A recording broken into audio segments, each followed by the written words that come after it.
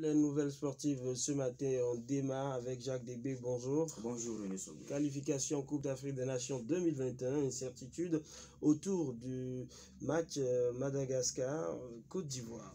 Pour le compte de la 4e journée des éliminatoires de la CAN 2021, les Barrières de Madagascar recevront les éléphants de la Côte d'Ivoire le 31 mars prochain.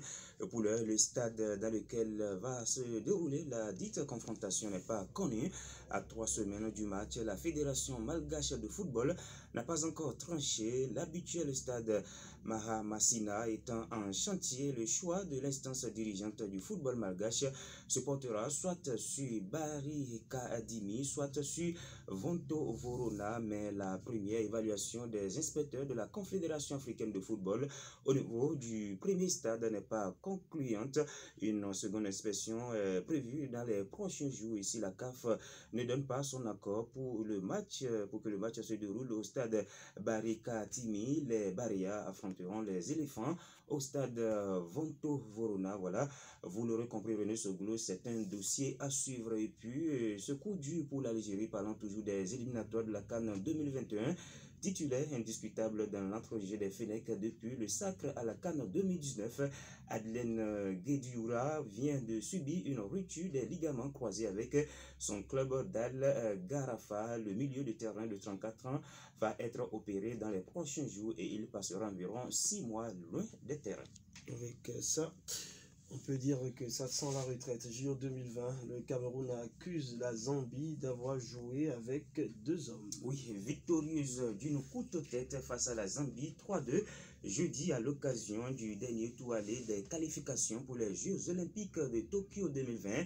La sélection féminine du Cameroun a lancé de lourdes accusations après le match en affirmant que son adversaire a utilisé 2 hommes dans son équipe. Le sélectionneur des Lions indomptables, Alain Diouf, pointe notamment du doigt le numéro 11 des Chipolopolo et le 10, auteur d'un doublé à la veille du match retour programmé ce mardi à Lusaka. Le technicien en a remis une couche hier lundi en affirmant devant les médias que la FIFA devrait se pencher sur ce problème. La FECAFOOT avait déposé une réserve auprès de la Confédération africaine de football.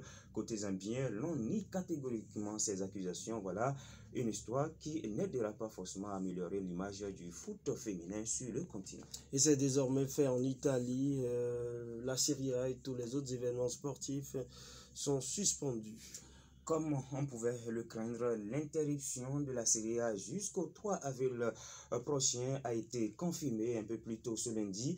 Le Comité national olympique italien CONI avait préconisé l'arrêt de toutes les compétitions sportives afin de stopper la propagation du coronavirus. Une demande que le gouvernement devait encore valider. C'est désormais chose faite puisque Giuseppe Conte, le premier ministre italien, a annoncé la suspension de toutes les activités sportives, compris donc le championnat italien de première division de football, la Serie A.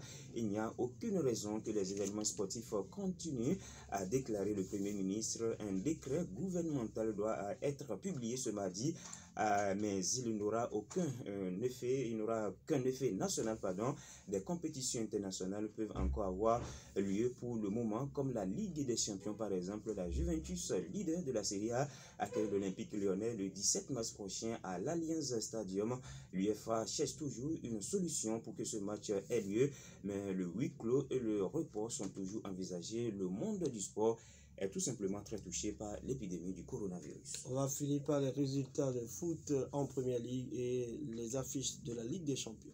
Oui, c'est bien cela. Leicester qui accueillait ce lundi soir en clôture de la 29e journée de la Premier League Aston Villa est bien. Leicester a cartonné 4-0. C'est donc le score final de cette rencontre, avec notamment un doublé de Jimmy Vardy qui signait son retour en compétition après sa période de blessure. Leicester prend ainsi 5 points d'avance sur son poursuivant Chelsea et consolide sa 3e place au classement, derrière les leaders intouchables Liverpool et Manchester City, 2e au classement. Les 8e de finale retour de la Ligue des Champions vont démarrer ce soir.